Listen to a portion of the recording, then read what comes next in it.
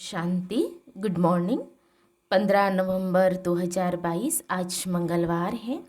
आज की मुरली में प्यारे बाबा ने हम बच्चों को रुद्रमाला में आने की और तख्त नशीन बनने की जो विधि बताई है, तो उसमें बहुत सारी धारणा की बातें बाबा ने बताई है कि बाबा के समान बच्चों को दुखहर्ता सुखकर्ता बनना है, सबको ज्ञान जल के छींटे डालकर शीतल बनाने की भी सेवा करनी है और दुख देने की जो बातें हैं उसको छोड़ देना है, विकर्म नहीं करना है, मैनर्स अच्छे धारण करने हैं, टाइम को सफल करना है।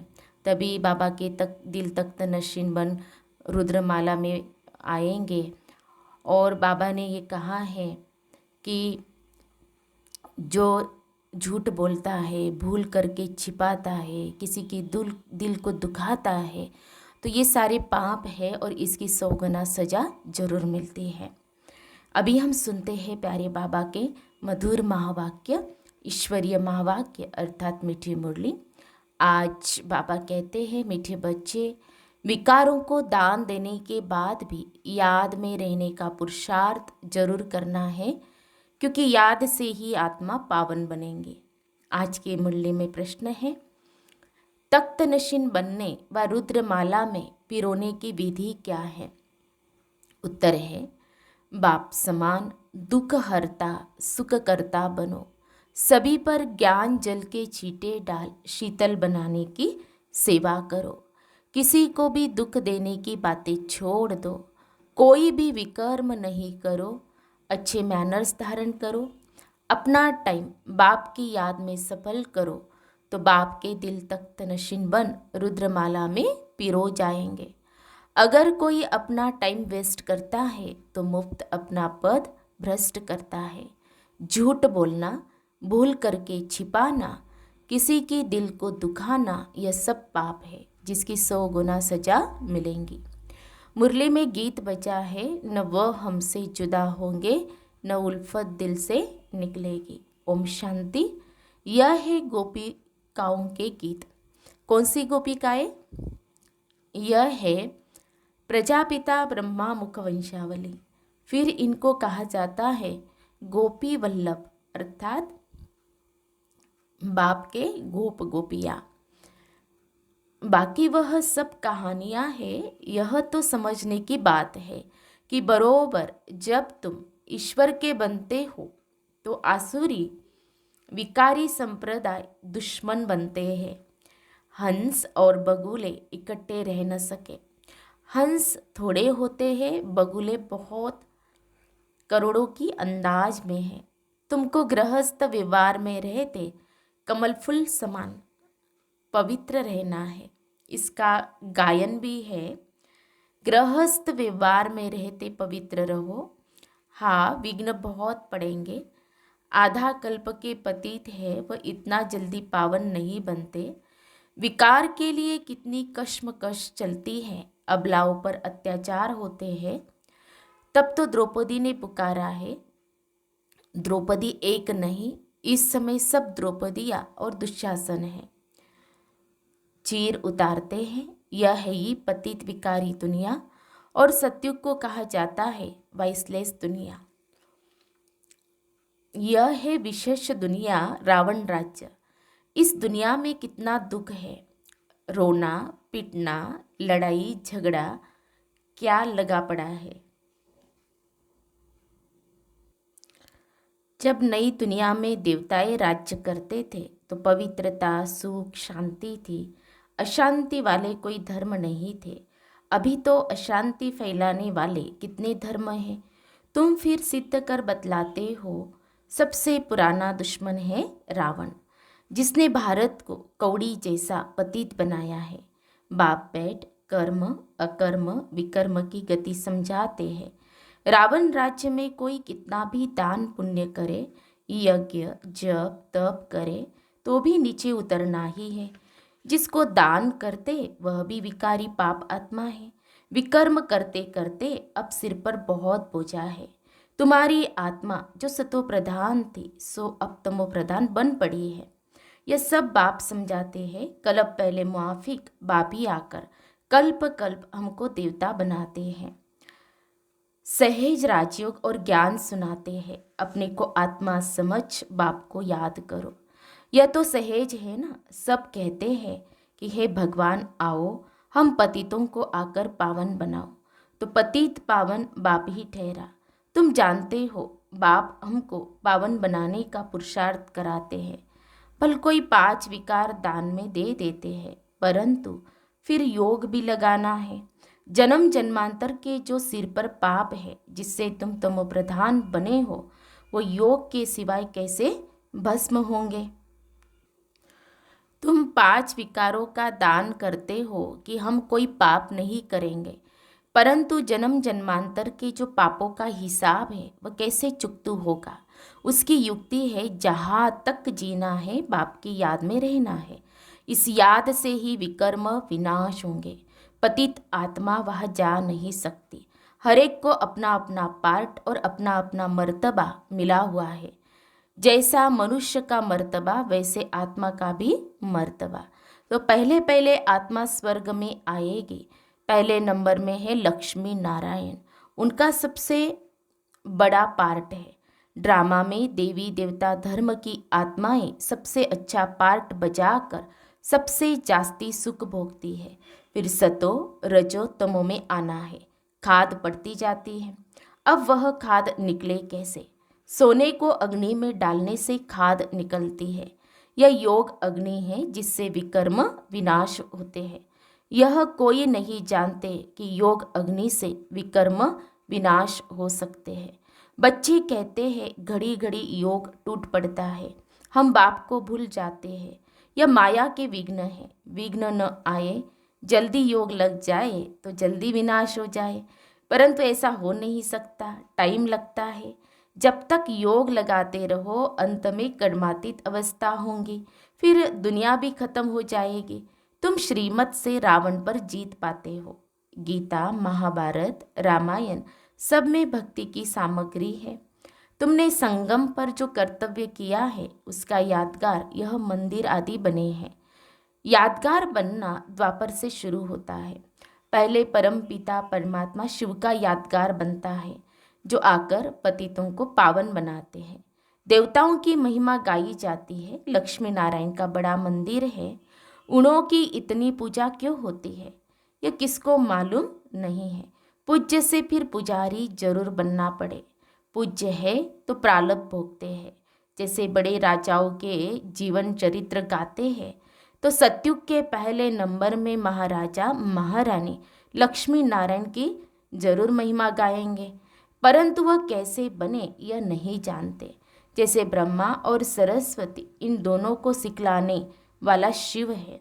उनका नाम शास्त्रों से गुम कर अगड़म बगड़म कर दिया है। इन बातों को सेंसिबल बच्चे नंबरवार जानते हैं। यह ड्रामा चल रहा है। कल पहले भी तुम ऐसे बने थे जैसे अब बन रहे हो। यह झाड़ वृद्धि को पाता रहेगा, फल भी जरूर पकेगा। झाड़ को बढ़ने में टाइम लगता है।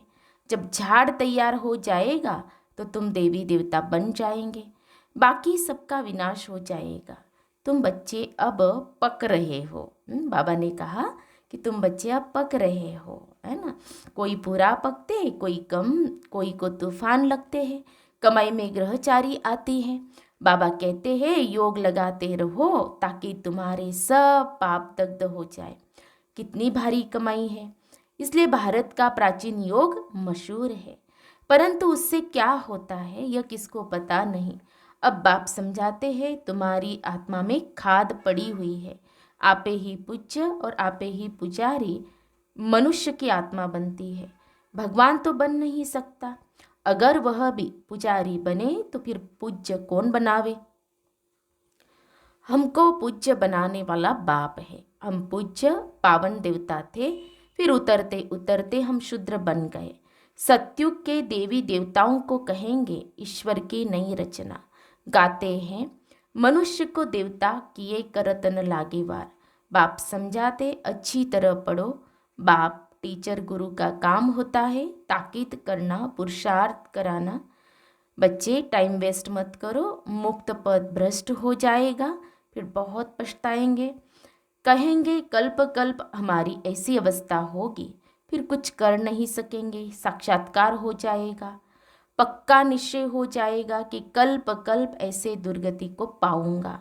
बाप समझाते रहते हैं, यह नतीजा निकलेगा, फिर बहुत रोना पड़ेगा। जैसे क्लास ट्रांसफ़र होती है, नंबरवार बैठते हैं, हम भी नई दुनिया में ट्रांसफ़र होते हैं। ब्राह्मणों की माला गाई हुई नहीं है, रुद्रमाला ही पूजी जाती है, परंतु यह किसको पता नहीं है कि यह माला क्या है।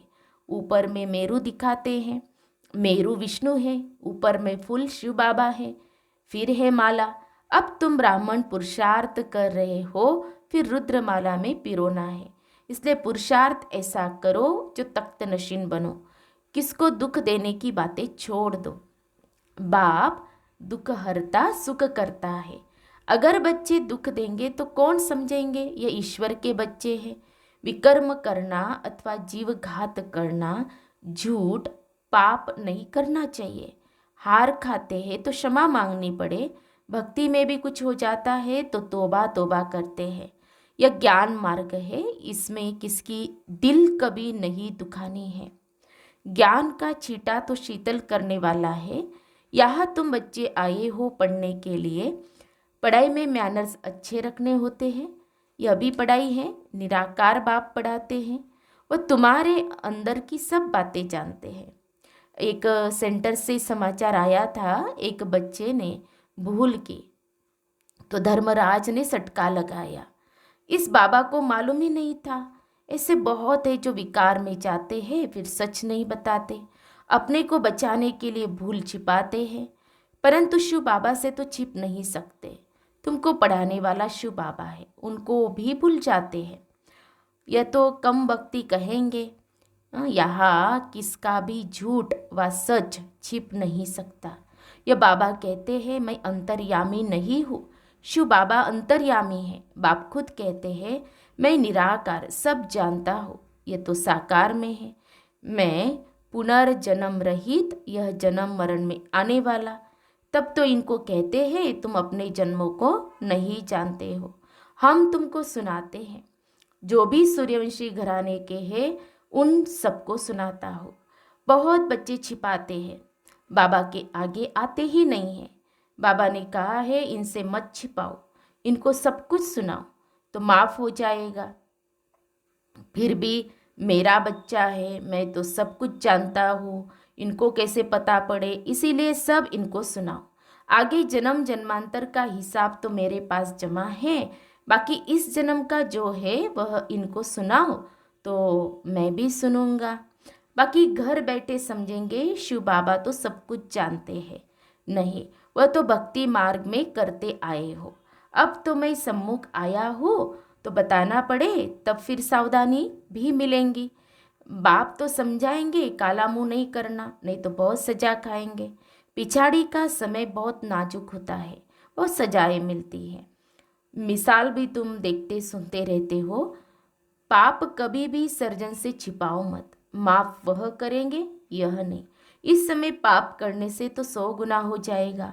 और फालतू झूठ भी मत बोलो। बाबा सब बच्चों को वार्निंग देते हैं, कितनी बड़ी बेहद की पाठशाला है। तुम गुप्त वेश में बहुत काम कर सकते हो। समझाएंगे तो दिल में जरूर लगेगा कि बरोबर यह भी गवर्नमेंट है। यह ज्ञान गुप्त है। बीज, झाड़ और सृष्टि चक्र को जानना है। यह 4 युगों का चक्र है, उन्होंने फिर चरखा रख दिया है। तुम हो बीके पांडव सेना, वह कोट ऑफ आर्म्स ले जाना चाहिए। चरखा चलाने से सत्यमेव जयते होगी क्या। यह तो सृष्टि चक्र की बात है, तुमको डरना नहीं चाहिए। गुप्त वेश में तुम कहाँ भी जा सकते हो। बहुरूपी के बच्चे बहुरूपी होने चाहिए, परंतु बच्चों की बुद्धि में आता नहीं है। थोड़ी ही सर्विस में खुश हो जाते हैं, दिमाग एकदम आसमान में चढ़ जाता है। बाबा कहते हैं अर्जुन तो बहुत काम करना है, किस्म किस्म से पुरुषार्थ करना है। बाबा अनेक पॉइंट्स देते हैं। यह ज्ञान यज्ञ तो चलना ही है। हर एक पंथ वाले को बुलाते रहो, राजाओं को भी बुला सकते हो, कॉन्फ्रेंस भी कर सकते हो। जैसा आदमी वैसा वैसा कार्ड छपाना पड़े, आकर समझो यह सृष्टि का चक्र कैसे फिरता है। आओ तो हम आपको परमपिता परमात्मा की और 5000 वर्ष की जीवन कहानी सुनाए। वंडर है ना। अच्छा, मीठे मीठे सिखे लदे बच्चों प्रति माता पिता बाप दादा का याद प्यार और गुड मॉर्निंग। रूहानी बाप की रूहानी बच्चों को नमस्ते। हम रूहानी बच्चों की रूहानी बाप दादा को याद प्यार और नमस्ते नमस्ते। ओम शांति ओम शांति ओम शांति। गुड मॉर्निंग बाबा, शुक्रिया बाबा, थैंक्स बाबा, पद्मा पदम, शुक्रिया बाबा आपका। धारणा के लिए मुख्य सार। आज की मुरली का सार 2 पॉइंट में। पहली पॉइंट है, पावन बनने के लिए जब तक जीना है माया के विघ्नों की परवाह नहीं करनी है। दूसरी पॉइंट, सभी पर ज्ञान के छींटे डाल शीतल बनाने की सेवा करनी है। किसी की दिल को कभी भी दुखाना नहीं है। बाप समान दुख हरता सुख करता बनना है। प्यारे बाबा का वरदान है, स्वमान में स्थित रह देह भान को समाप्त करने वाले अकाल तख्त नशीन अकाल मूर्त भव। स्वमान में स्थित रह देह भान को समाप्त करने वाले अकाल तख्त नशीन अकाल मूर्त भव।